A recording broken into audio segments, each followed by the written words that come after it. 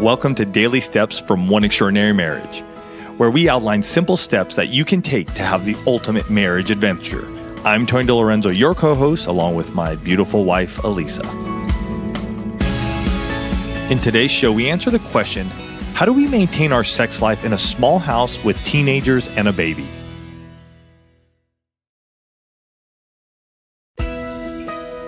This mom goes on to say, I have 2 teen children, a boy and a girl. We also have a 1-year-old and only have 3 bedrooms. Wow. I don't think my teens should be stuck with a toddler going to bed early in their rooms, so the baby is in our room. Our sex life is dead in the water. What can we do? Great question.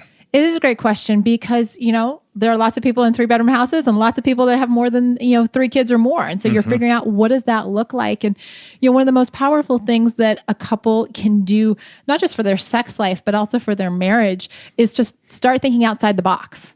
Mm-hmm. And I'm assuming then that each teenager has their own room and the youngest is in the room with the parents. That would be my understanding. That's my understanding. Okay. So I just want to make sure we're taking it from that standpoint.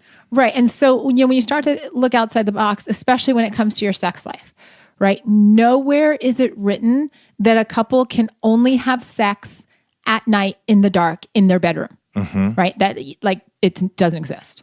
We've taken that somewhere along the line, that's what our sex lives became, was this idea of, well, that's just when a couple has sex. But it's starting to look at that and say, okay, how can we get creative about this? There are a couple of ways that I'm thinking off the top of my head. Go with it. Shower time. That's a great one. The shower's going and there's that natural noise. Yes, we like natural noise. Your natural sound machine. Big thing there. Make sure you have lube available in your shower. Just keep it there because the water will tend to dry out the vagina in the area. Another one I'm thinking about too, if the toddler is young enough and still taking naps, I would say even, can you have your toddler in the living room taking a nap?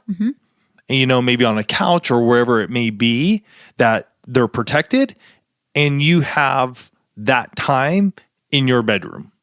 Right. And it could be that, even for nap time, when we're talking, 1-year-olds, they're still small enough to go and do the pack and play size. So it may even be that you set up a pack and play in one of the other bedrooms, right? If you need to have that child kind of in their own space and not in the middle of the living room. And then you get to enjoy your bedroom. And here's one of the things I just want to say about daytime sex for couples. I don't care if you have kids or you don't have kids. Daytime sex is amazing because you're not as exhausted as you are at the end of the day. True. Right. And if you've got a 1-year-old, you may not even be sleeping fully through the night. So taking advantage of nap times, and maybe that means that happens only on the weekends when you both are home, but it's being intentional about finding those pockets of window. It's, also enlisting those 2 teenagers that are in the house. I'll never forget years ago when we did one of the early 7 days of sex challenges where we did it with the whole community. All these couples literally around the world were, participating the same week. I remember getting a message from a couple. I think they had 4 or 5 kids. They had some of the older ones and definitely some younger ones. And they shared how they would give the older kids ice cream money and say, go take your little brother or sister and be gone for an hour, be gone for half an hour, whatever it is. And so that was time that mom and dad got to be in the house by themselves and making a very deliberate decision not to be doing laundry or yard work or paying the bills, but to really use that time for one another. Yeah, that's a great one.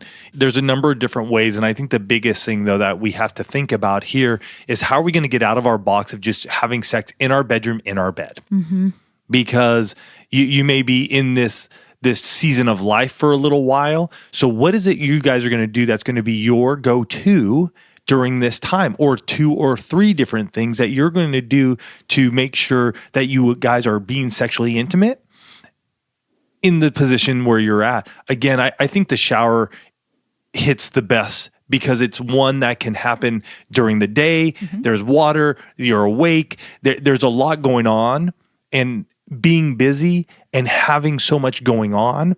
I know for Elisa and I, just at the end of the day, it's just a nice thing to just go to bed and we're falling asleep. So changing that up, utilizing your older kids to, hey, take the toddler out, get them all out of the house for you guys, or again, moving the toddler around during nap time. So that way that you guys get some time and rest for yourselves. And Elise and I have done that even in our own household of like, hey, we're going to go take a break today on a Saturday or a Sunday. We're going to just go read. We're going to go take some rest for us because we've had a long week, and we will go away to our bedroom, lock the door, and spend our own time together.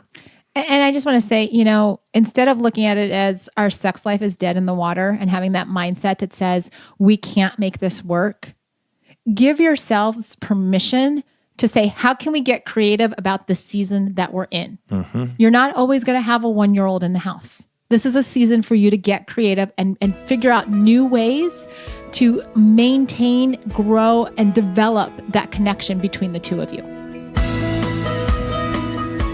For more help in this area of your marriage or other challenges you may be facing, check out Coaching with Elisa at oneextraordinarymarriage.com/coaching.